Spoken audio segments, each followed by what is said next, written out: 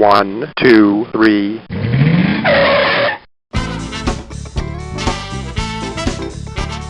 Bem-vindo ao Paladar Distinto, seu podcast de gastronomia. E hoje eu tenho a honra de falar com um dos maiores críticos gastronômicos do Brasil, Josimar Melo. Tudo bem, Josimar? Tudo bem, e você? Tudo ótimo, Josimar. Que honra, hein, falar contigo, conhecer um pouco mais aí sobre a sua história, curiosidades, histórias aí sobre o mundo da gastronomia com você. Que demais, viu?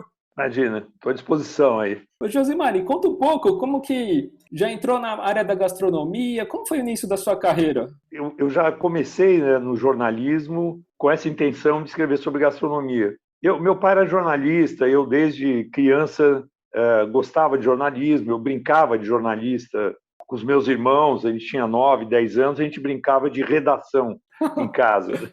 Então, um ficava desenhando as páginas, o outro ficava com a maquininha Kodak de plástico tirando foto, e outro ficava na máquina de escrever do meu pai escrevendo. Então, é uma coisa que para mim sempre foi muito natural, tal. Mas na hora de fazer faculdade, eu escolhi fazer arquitetura, mesmo porque achava que jornalismo não fazia sentido eu estudar, porque eu já sabia. Com uns 15 anos de idade, minhas primeiras matérias eu comecei a escrever com 15 anos de idade, para a revista Fatos e Fotos, fazia umas coisinhas. Enfim, eu não... E eu gostava de desenhar, gostava de arte, de arquitetura.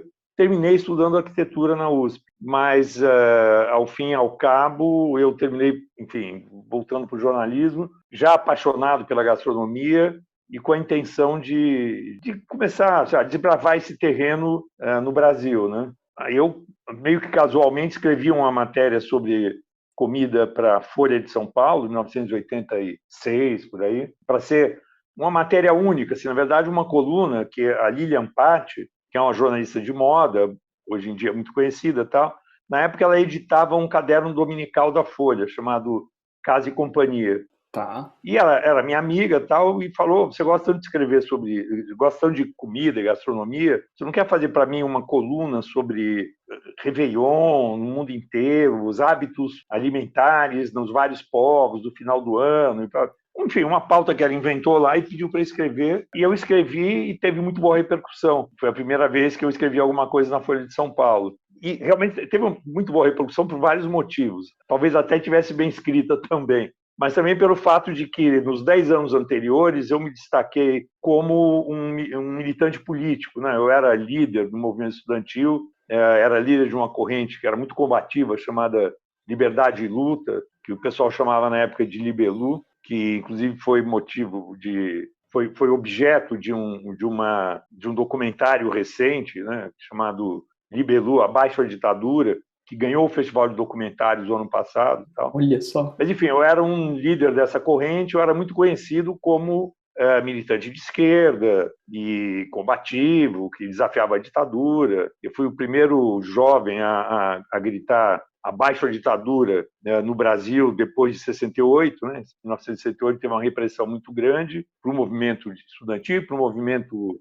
oposicionista em geral. Então as pessoas tinham medo de falar, dar nome aos bois, né? Sim. E eu fui o primeiro cara que falou isso numa manifestação pública para milhares de pessoas. Metade das pessoas que estavam lá eram policiais infiltrados, mas Nossa. a outra metade dos milhares eram de fato estudantes e democratas. Então eu era muito conhecido por essa faceta da minha atividade. E quando, depois de muito tempo na militância, eu cansei da rotina da militância política, sem ter abandonado minhas convicções, até hoje não abandonei, eu continuo socialista, continuo de esquerda, mas a atividade militante 24 horas por dia, que era o que eu fazia, me cansou um pouco, e aí eu resolvi ter uma atividade, né, enfim, trabalhar, uma coisa que fosse algo que me interessasse. Aí eu terminei juntando as duas coisas. Eu sempre gostei de escrever, sempre gostei do jornalismo e adorava comer, beber, cozinhar. Foi por isso mesmo que a Lilian Patti, quando pensou em alguém para escrever sobre comida, pensou em mim.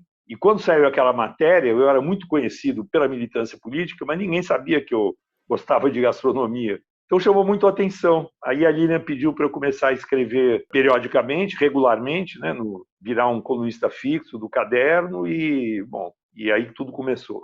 E desde pequeno, assim, você também, além de provar tudo, você também se arriscava, ou se arrisca um pouco na cozinha também? Eu adoro cozinhar, né? Na minha casa sou eu que cozinho, né? Se tiver uma namorada, a filha, alguém que possa lavar a louça depois, eu agradeço. Mas para cozinhar eu não preciso da ajuda de ninguém, porque eu gosto de cozinhar e com a pandemia isso mudou bastante, mas na minha rotina eu sempre tive que comer fora muito, né, para fazer Sim. críticas.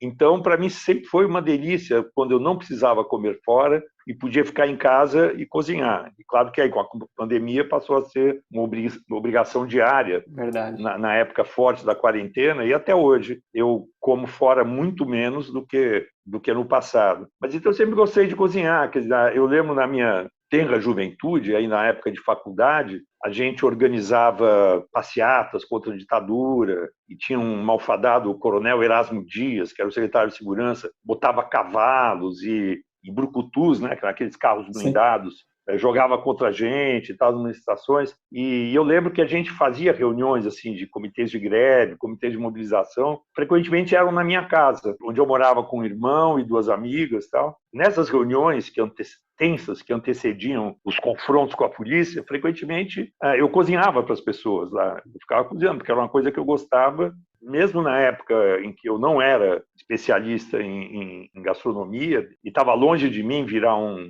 expert profissional nisso, eu sempre adorei cozinhar. Então, isso já fazia parte assim dos meus interesses. Que bacana. E tem algum tipo de comida que é mais preferida, assim, que você gosta mais de fazer? Ou... Não, eu sou como... Eu tenho a felicidade de não ser um profissional da cozinha. Então, isso me dá muita liberdade de cozinhar o que eu quiser. Eu tenho muita curiosidade. Eu tento cozinhar meio de tudo. Eu não sigo muitas receitas. Eu leio receitas, vejo tal, mas não sou muito rigoroso em seguir as receitas. Coisa que seria fatal para um cozinheiro profissional, né? Porque quando você vai comer num restaurante, você se afeiçoa por um prato, se você volta daí um mês, você quer comer aquele mesmo prato. Você não quer uma loteria. Você vai lá disposto a pagar para reviver aquela experiência. Então, um cozinheiro profissional tem que ser rigoroso, né, no que ele faz. E eu, por sorte, não sou cozinheiro profissional, então eu posso ser um aventureiro. Eu sou isso, um aventureiro na cozinha. Eu cozinho o que me dá na telha, do jeito que me dá na telha. E como eu acho que eu tenho alguma sensibilidade para a coisa, costuma dar certo, às vezes não dá. Mas costuma dar certo, mas não necessariamente igual da vez anterior. Verdade, mas pode né? ficar gostoso, Sim. né? As pessoas que comem aqui na minha casa costumam elogiar, também acho que é o mínimo que podiam fazer, né? Eles vêm aqui, comem de graça, bebem de graça, só faltava serem sinceras, né? Falar, ô Josimar, gostaram. agora eu que vou criticar aqui, vou falar do seu prato aqui, né? Vou te sacanear, né?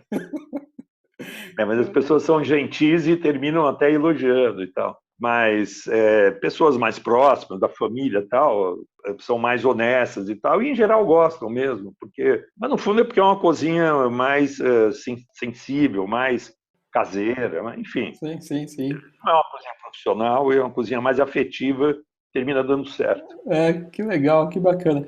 E você também, gosto muito também desses programas que combinam muito viagem e gastronomia, né? Então, a gente estava até falando um pouquinho antes, né, Josimar? Nada melhor, às vezes, conhecer, assim, outras culturas, né? Outros países e a sua gastronomia, né?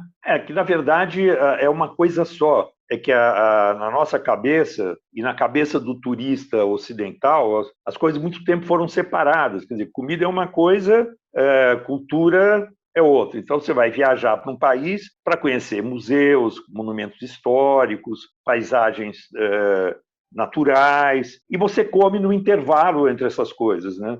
Eu acho que essa noção de separar a comida dos lugares das outras manifestações culturais talvez tenha sido um desvio de olhar dos últimos 100 anos, sei lá. Foi o período em que o turismo foi dominado pelos norte-americanos. Porque os europeus, principalmente os europeus do sul da Europa, que é da Europa mediterrânea, que sempre adoraram comer, sempre valorizaram os seus produtos locais, sempre identificaram isso com modo de vida, cultura. Para esses europeus, a comida sempre meio que fez parte das atrações turísticas, das atrações culturais, né? Você tem uma ideia, o Guia Michelin, que tem mais de 100 anos, tem 121 anos, o Guia Michelin foi fundado em 1900, e era um guia turístico, porque o Michelin é uma marca de pneu e os irmãos Michelin, que vendiam o pneu, queriam divulgar a marca de pneu para uma nascente indústria de turismo automotivo, né? Porque em 1900 tinha pouco carro era uma coisa complicada, quebrava,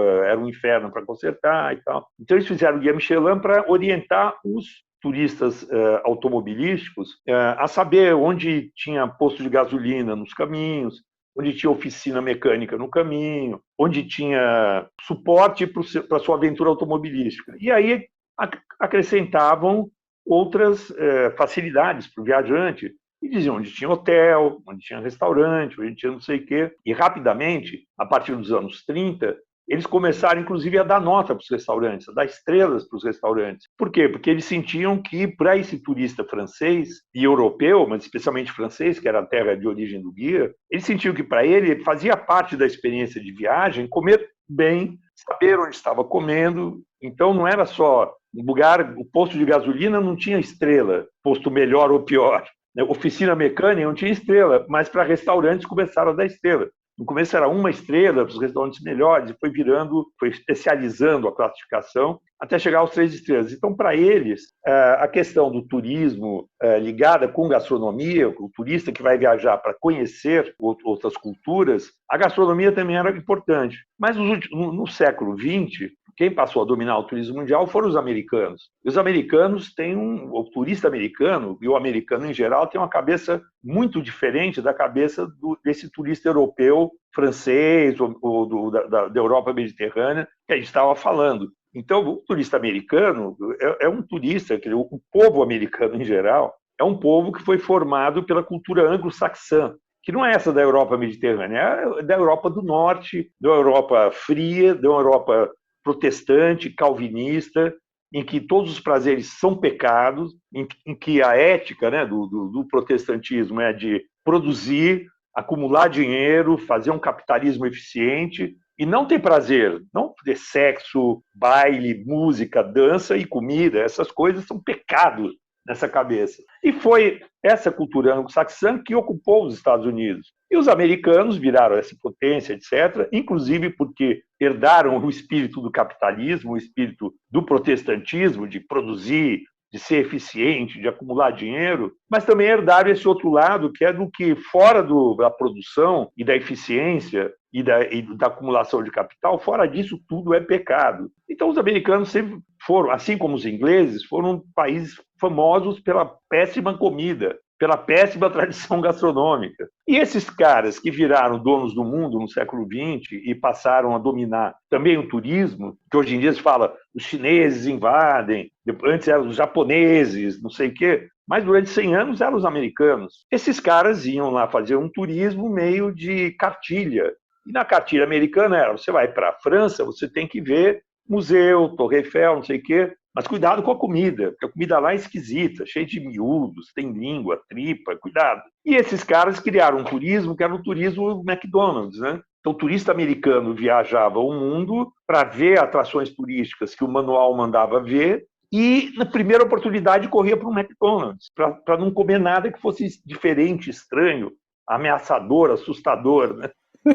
Então criou-se um pouco essa coisa, essa divisão entre o turismo, a cultura, o conhecer a cultura dos povos, e a comida, que era só um intervalo entre o museu e a ruína romana, ou entre a praia e um hotel na montanha para esquiar, entendeu? Aí, entre uma coisa e outra, você corre para o McDonald's só para alimentar o corpo, que é o que está na mente protestante, é isso, que a comida é pura nutrição, é carboidrato, é só para manter o corpo vivo. Agora, isso eu acho que está mudando. Sim.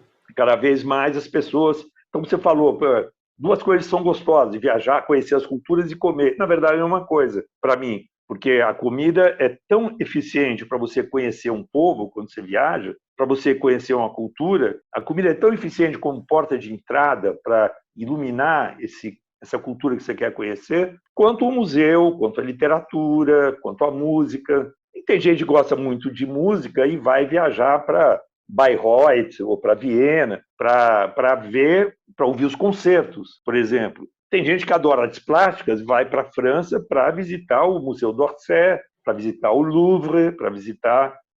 Agora, também tem gente que prefere fazer isso, que gosta de comer e viaja para comer. E a pessoa mais feliz é aquela que vai no Museu d'Orsay de manhã, à tarde vai ver as catacumbas de Paris e outras preciosidades, antiguidades e tal. E no intervalo fica 3 horas almoçando calmamente e conhecendo a França também pela comida. E hoje, assim, né, com Instagram, com sites, com diversas dicas, né, de diversas páginas, né, isso facilita muito, né, quando você vai fazer um tour. Antigamente era um pouco mais complicado, mas hoje em dia você vai fazer um turismo em num país que você não conhece, poxa, você já vai com um roteiro tão formado, né, assim, você já consegue saber quais são as dicas, visita esse mercadão, come esse lanche em tal mercadão, em tal box. Então você já vai com uma listinha pronta, né? O que você falou, além dos museus, você já aproveita e faz o turismo gastronômico lá da região, né? E é fantástico, né? Pra você conhecer essas curiosidades, né?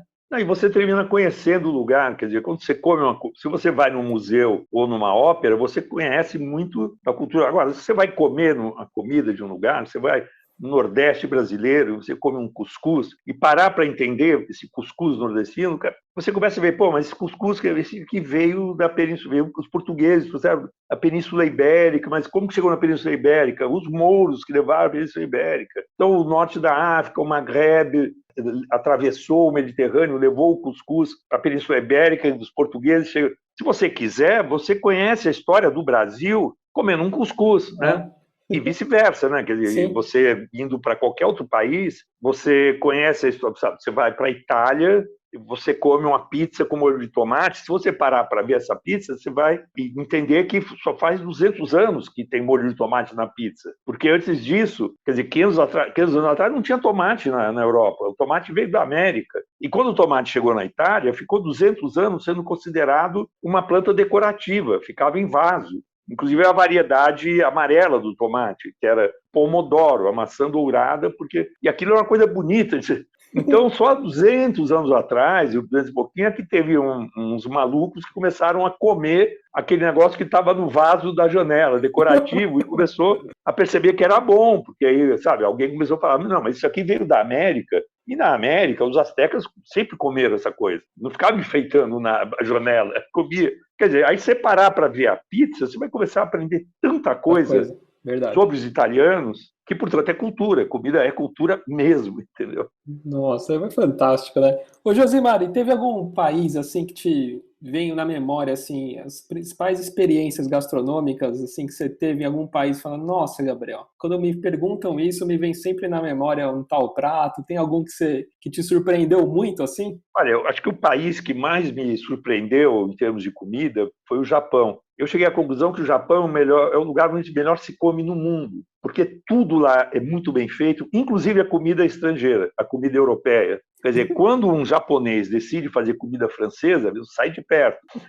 Não é à toa que tem grandes restaurantes franceses no Japão, e o dono é francês, o chefe às vezes é francês, e o resto é tudo japonês, porque eles são capazes de executar à perfeição essa cozinha. Agora, não só essas cozinhas de fora, a cozinha japonesa é fantástica, e é impressionante como você consegue ter uma boa experiência de comida em qualquer lugar. Eu, por exemplo, comparo com a França, que é uma cozinha, para mim é um farol da gastronomia ocidental, que eu adoro e tal. Agora, se você vai para Paris e você sair na rua para comer em qualquer lugar, a chance de você se dar mal é 90%. Porque é um destino muito turístico e tem armadilha de turista em cada canto. Quer dizer, você acha que você vai entrar num bistrô porque é um bistrô bonitinho, arrumadinho, você vai comer bem? Não, provavelmente você vai comer mal. É um bistrô fake, é um bistrô, entendeu, para ganhar dinheiro com os otários, que somos nós, os turistas. Então a França pode ser o melhor lugar do mundo para comer, desde que você tenha um guia de confiança, entendeu? Ou indicações, amigos, alguém que mora lá, ou um belo guia de restaurantes que você confia, aí você só vai dar tiro certeiro.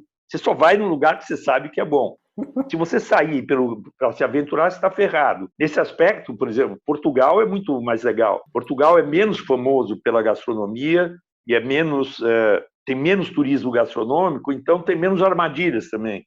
Então, em Portugal é mais possível você estar caminhando em Lisboa e parar numa tasca para comer o prato do dia, e o prato do dia ser uma sopa de frutos do mar fresquíssimo, maravilhoso e barato. Agora, o Japão, você sai de qualquer lugar que você tiver, você está no seu hotel, Você sai para comer, primeiro que a quantidade de restaurantes é absurda. Você dá uma volta no quarteirão, você passa em 15 restaurantes. E segundo, qualquer um desses 15 restaurantes vai ser bom. Vai ter um restaurante bom, o melhor, o muito melhor, o excelente, o excepcional, mas o piso ali de qualidade é um restaurante bom. E tem explicações até para isso. Você vê, a maioria dos restaurantes são restaurantes pequenos e especializados em alguma coisa. Então, o cara só faz ramen há 90 anos, porque tem aquela coisa ditatorial, horrorosa. Para mim, como japonês, eu me mataria.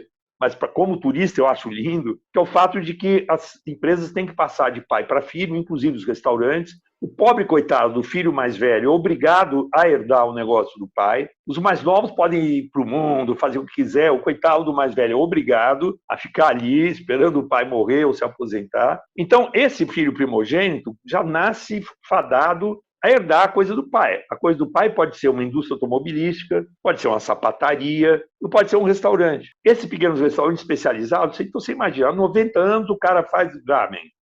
Há 50 anos o filho mais velho nasceu e sabe que vai ter que herdar aquele negócio. Então, há 50 anos ele trabalha com o pai fazendo ramen. Esse cara, com 30 anos de idade, eu acho que ele abre a porta do restaurante pelo cheiro, ele já sabe se o caldo do ramen está bom ou não. Porque o cara vive aquilo desde que nasceu. Deve ser uma chatice se não é a vocação dele. Se for a vocação dele, é lindo. Agora, se a vocação dele era ser um estilista gay em Paris, ele está ferrado, entendeu? Porque ele vai ter que ser o cara que faz ramen até morrer.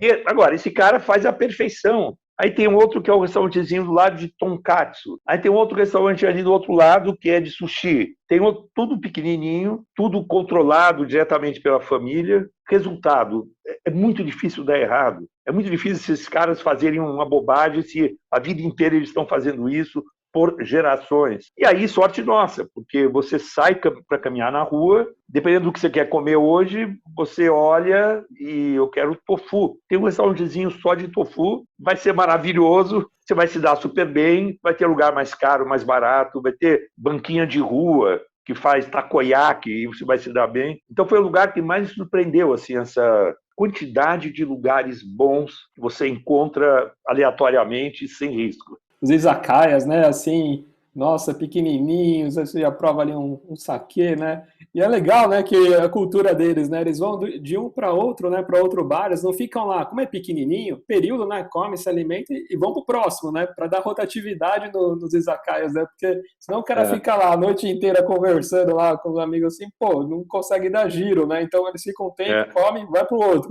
e dá essa rotatividade, eu achei também muito, muito engraçado, assim, ó. É surpreendente para quem é brasileiro que aqui no Brasil, os restaurantes japoneses, multisserviço, você tem um cardápio de 30 páginas. Aí tem sopa, tem macarrão, tem sushi, tem tempurá, tem fritura, tem tudo, né?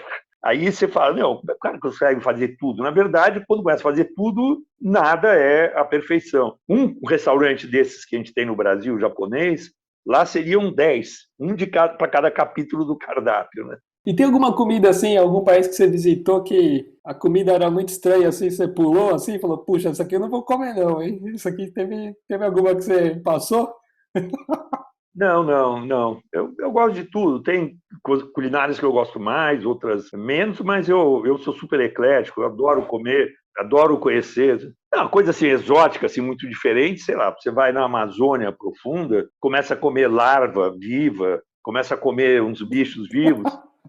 Eu gravei recentemente com a Joana Martins, né? E até a gente estava falando sobre o turu, né? Que é parece uma minhoca que fica dentro das árvores, assim, nos mangues, né? É, da árvore podre, né? Da árvore que apodrece. Quando a árvore está de pé e está viva, não tem turu. Quando ela cai, aí apodrece, o negócio dela nasce da podridão. E tem na Amazônia peruana, tem aqueles gusanos, entendeu? Que são diferentes, mas também são vermes. Então, esses vermes, por exemplo, da Amazônia, em qualquer lugar que seja, no Brasil, no Peru, na Venezuela, qualquer lugar que tenha Amazônia, você encontra essas coisas. Isso é muito esquisito, isso é muito longe da minha referência alimentar. Sim. Mas eu como também, mas não é a primeira coisa que eu vou pedir. Não, ela falou, Gabriel, assim, tem que experimentar, mas assim, você fecha o olho e come, depois você já se acostuma, mas que tem um sabor incrível. Eu falei, nossa, hein, esse daí é diferente, hein? Não, e o gosto é muito bom, mas é engraçado, é uma coisa cultural, É, porque a ostras, por exemplo, as melhores são as frescas, que são vivas. E se olha bem para a ostra, tem uma aparência super tem. esquisita. É que a gente conhece desde sempre. Mas você abre aquele bicho, é um bicho vivo, você come aquele negócio vivo. Se tiver morto não é bom, ele tem que estar vivo. Tem uma aparência absolutamente bizarra, a ostra. E agora, se você pingar um limãozinho e ela mexer, é bom sinal. É um sinal, né? Aí Tá você come fresquinho. aquilo e para a gente não parece uma coisa tão estranha. Agora, quando você come uma minhoca saindo de uma árvore podre, parece mais estranho. Mas no fundo é a mesma coisa, é um É bicho que você verdade. come vivo e, Sim. e manda ver. É, tem que quebrar o paradigma e mandar bala, né? É. Poxa, muito legal, muito bacana. Ô, Josimari, super legal, né? Falando sobre o seu novo projeto aí, o novo canal, né? O Sabor e Arte, né? Que incrível, né? Olha, estou bem animado, né? O canal estreou a semana passada, né? Dia 28 de. Foi dia 28 de junho. Agora que a gente está conversando faz uma semana, um pouquinho mais que uma semana. E é um projeto assim, bastante grande, porque são 24 horas de gastronomia no ar, todo dia. E a gente está produzindo o conteúdo, 90% do conteúdo ou mais é conteúdo original brasileiro, que a gente está fazendo do zero, né? Tá. Não é um canal de É, enlatados, né? sim. Então, sempre vai ter um outro programa bacana de fora, a gente sempre quer botar no ar, mas é uma aventura bastante ousada, mas que está sendo ótimo. Ainda mais que assim, o desenho do canal está sendo o desenho de um canal de gastronomia, não de culinária, que é a tradição na televisão. Você fazer programas de comida, na verdade, focados em culinária. E a gente tem bastante culinária no canal, mas a culinária é só uma das facetas do canal. A gente está pegando a gastronomia de todos, sim, de Sim. todos os seus lados, do lado cultural, do Ah, lado histórico, do lado isso. regional e geográfico, e pegando também bebidas, enfim, tá. Isso está sendo muito desafiador, mas muito bacana também, poder mostrar esse espectro tão diversificado que envolve o universo da gastronomia, né? Não, é demais. E fala, eu tenho acompanhado, muito bacana. Então, tem lá o Shimura fazendo pão, depois tem o Mocotó dando algumas dicas, faz o requeijão, depois vem a Paula, né, muito legal, até que eu gravei um episódio com ela, né, sobre da onde vem, né, de onde vem os alimentos. Poxa, é muito bem variado mesmo o que você falou. Ele é um canal fantástico, né, com dicas e também culturalmente, né, falando algumas coisas que as pessoas às vezes não passa um pouco na TV, né? Bem bacana, né? Você tem, quem gosta de cozinhar, está bem servido. Você tem desde aulas do Cordon Bleu, que é a primeira vez na história do Cordon Bleu, que tem 130 anos de história e nunca deu aula na televisão. Olha. E olha que tem mais de 20 países a escola Cordon Bleu hoje em dia. Continua sediada na França, né, em Paris, mas está distribuída em vários países. E é uma experiência inédita. Quer dizer, você tem uma faixa diária com aulas do Cordon Bleu, de cozinha clássica francesa. Então, é uma coisa que quem gosta de cozinhar, eu acho que é uma atração muito grande, né? Especialmente que o Cordon Bleu é uma escola cara também, né? Exato. E nunca teve aula remota. Então, você está tendo... Mas, ao mesmo tempo, a gente tem aulas de culinária afetiva, de cozinha afetiva, comfort food, aulas Sim, de culinária prática e vários programas onde que não são de aula de culinária, mas onde tem receitas também, só que elas vêm embaladas na história. Eu tenho um programa, por exemplo, chamado Rota do Sabor, isso. em que todos os episódios eu entrevisto cozinheiros originários de diferentes regiões do Brasil e fico conversando com eles sobre a história deles, a origem. Então, a Ieda de Matos é baiana, mas não é baiana de Salvador do Recôncavo, é baiana da Chapada Diamantina. Então, ela vai contando a história dela, o que ela aprendeu na infância, como ela foi aprendendo, e vai ensinando receitas também, mas a receita vem embalada, não é um programa de culinária técnica, né, como é o Cordon Bleu, por exemplo. É uma coisa que fala da história, da origem. E isso eu estou fazendo com vários cozinheiros de várias regiões, né? O programa Engenho Mocotó, por exemplo, do Rodrigo Oliveira do Mocotó, cada episódio ele traz um personagem diferente do restaurante e ele ensina uma receita ao mesmo tempo dialogando com um funcionário que viveu a história do restaurante e que conta reminiscências do restaurante que está fazendo 40 anos, né? E então tem um lado humano, né? Tem esse fator humano ali, mostrando que um restaurante não é só os pratos, não é só a comida, e inclusive também não é só o chefe, não é só o dono, tem mais gente. Então, assim, Que isso é legal. bacana. Tem o programa que você falou, da Paula Varejão, que vai atrás da origem dos ingredientes. É muita história para contar, por isso precisa ser 24 horas. Exato. Não, eu vi recentemente o episódio com o Fernando Carneiro, né? Do Consulado Mineiro. Pô, sou super fã dele, eu trabalhava ali perto, né? Então era um clássico a gente visitar lá, quarta-feira, feijoada, e nossa, ele contando aí, muito legal sobre o tutu dele, né? Ele contando, pô, meu tutu é diferente, eu começo ao inverso, assim, e tal, porque fica É, mais fininho. Poxa, é é, fantástico conhecer, né? E o que você falou, não só a técnica, mas conhecer a história, né? Como começou tudo, né? A história das é. pessoas é muito, muito legal, muito bacana, sensacional. Parabéns. E tem o Food Connection também, né? Esse é o programa mais estranho de todos, assim. E esse realmente estreou agora domingo, né? Dia 11. Esse é o programa que eu nunca vi na televisão mundial, normalmente inédito. Não tem receita, não tem comida, não tem bebida. É uma mesa redonda. O formato mesa redonda existe em vários programas de televisão no mundo, mas em geral são mesas redondas sobre futebol, sobre economia, sobre política. E essa é a primeira mesa redonda sobre a mesa na televisão mundial. Eu nunca tinha visto. E eu estou com uma expectativa muito boa em relação ao programa, porque comida é cultura, como a gente já falou, e tem tanta coisa em volta da Da comida, mesa. inclusive questões sociais, políticas e culturais mesmo, né, de hábitos, de histórias. Então, por que não conversar sobre essas coisas? O primeiro episódio foi ao ar e a gente está fazendo esse mix que tem dois apresentadores, eu, que sou um especialista estudioso de gastronomia, e a Bel Coelho, que é uma chefe de cozinha, também profissional da área, mas sempre ter também um convidado que não é necessariamente um profissional da área, que é meio que o cara que seria, digamos, um representante do telespectador, uma pessoa que é apaixonada, que gosta daquilo, mas faz outra coisa, né? Na vida, profissionalmente. Então, o primeiro convidado foi o Raí, um jogador de futebol e empreendedor social, né? Ele tem um trabalho social importante hoje, a Fundação Gol de Letra e tal. E, ao mesmo tempo, o cara gosta de comer, é um cara que, quando viaja, se interessa por isso, como qualquer pessoa que está assistindo o programa. Eu imagino que um canal de televisão tem uma abrangência enorme, mesmo sendo no cabo. A maioria daquelas pessoas que está assistindo não são profissionais. Deve ter vários profissionais. A maioria não é, mas gosta disso. Então é legal ter o Raí ali sendo um telespectador, o cara que também participa da conversa, mas com um ponto de vista não de especialista, né? Mas de apreciador, porque comer todo mundo come. 100% das pessoas comem, né? Então, todo mundo tem uma opinião a dar sobre isso, e é legal ter esse representante. E eu quero ver como vai ser a expectativa. Quer dizer, é um canal, o programa está embalado num canal que é cheio de imagens bonitas, apetitosas, de viagens, de restaurantes, de pratos, de produtos. Aí, de repente, uma hora só falando.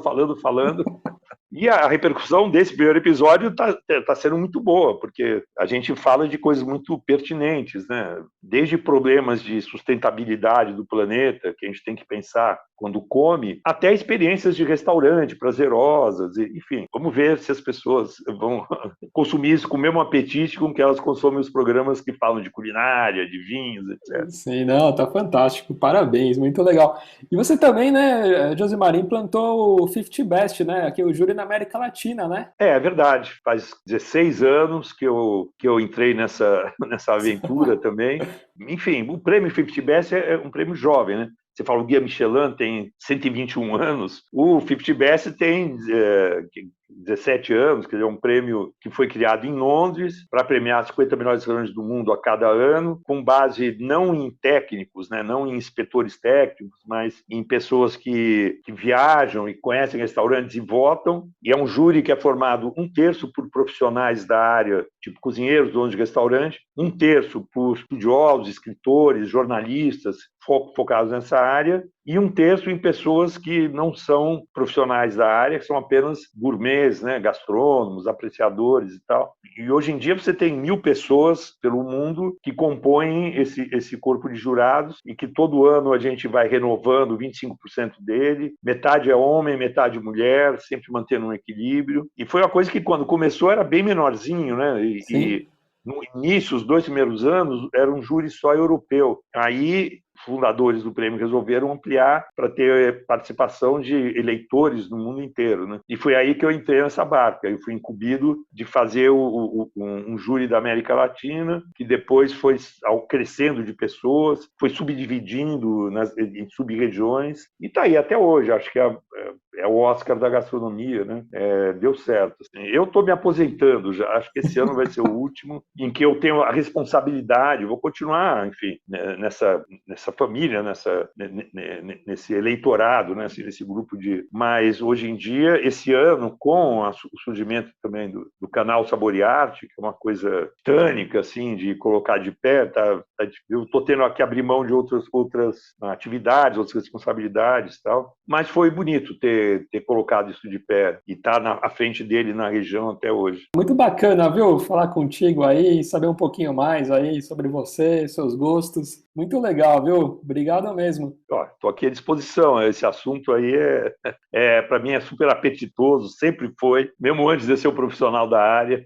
Então estou sempre às ordens aí, porque você precisar. E seu Instagram, né? Também vou marcar aqui, é o Josimar Melo Jornalista, né? Isso. Eu sou péssimo de Instagram, mas eu tento botar... Na verdade, eu não uso e nunca usarei o Instagram como para mostrar minha família, meus filhos, minha intimidade, minhas férias, gozando as férias no Tahiti, porque eu tenho uma certa implicância com essa coisa das redes sociais, que viraram uma vitrine de exposição, em geral até mentirosa, mas enfim, uma vitrine da exposição da intimidade das pessoas. Terminaram essas redes, Facebook, não sei o quê, terminaram virando assim um ponto de encontro de duas perversões humanas. Uma é o voyeurismo, né? É a curiosidade de saber da vida do outro, querer saber a intimidade do outro, querer ficar observando e ficar se miscuindo na vida dos outros, e juntou esse voyeurismo, esse desejo de você se meter na vida dos outros, com o exibicionismo, que é o desejo das pessoas de se exibir para os outros.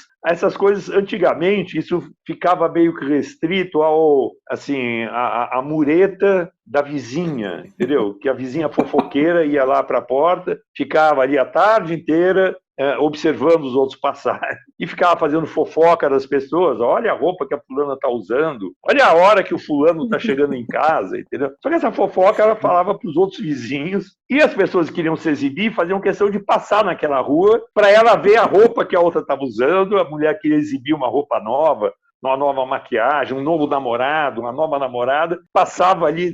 Aquilo ficava restrito, tanto o exibicionismo quanto o voyeurismo ficava restrito ali aquela rua e a vizinhança, né? E hoje fica, enfim, exposto a milhões de pessoas, e eu não gosto nem de me meter com a vida dos outros, e nem que os outros fiquem, sabe, se encherindo na minha vida. Mas, hoje em dia, é uma coisa inevitável você... Sim. E ainda mais alguém como eu, que trabalha com a mídia, é inevitável que você use essas janelas para expor o seu trabalho. Então, no meu caso, você não vai ver meus filhos lá, entendeu? Como são lindos, como são. Meu gato, meu cachorro, minhas férias. O que eu exponho lá são as coisas do meu trabalho. Então, Sim. Quem não se importar, não se frustrar por não saber quem eu estou namorando através do meu Instagram, quem não se frustrar por essa ignorância, né, por ignorar a minha vida pessoal, mas se interessar por gastronomia, por jornalismo, etc., aí o meu Instagram vai ser útil, porque lá, quando eu escrevo na Folha de São Paulo uma matéria, eu coloco o link no meu Instagram. Quando eu vou estrear um programa novo, eu coloco o link no Instagram. Quando eu vou participar do prêmio do World's 50 Best Restaurants, eu coloco no Instagram quem são os premiados, quando é que vai ser a cerimônia de entrega. Então, coisas ligadas ao meu trabalho, eu uso. Por isso que eu até tenho pouco seguidor, eu acho, entendeu? Porque se eu ficasse botando fofoca, teria 10 vezes mais. Não, mas muito legal. Obrigado, viu, Josimar? Obrigadão, viu? Imagina, eu que te agradeço. Se precisar de qualquer coisa sobre a gastronomia, sobre o jornalismo, sobre esse mundo que a gente, tanto eu quanto você, gostamos tanto, estou à sua disposição. Obrigadão, viu? Obrigado. Prazer te conhecer. Imagina. Abração. Tchau. Obrigado.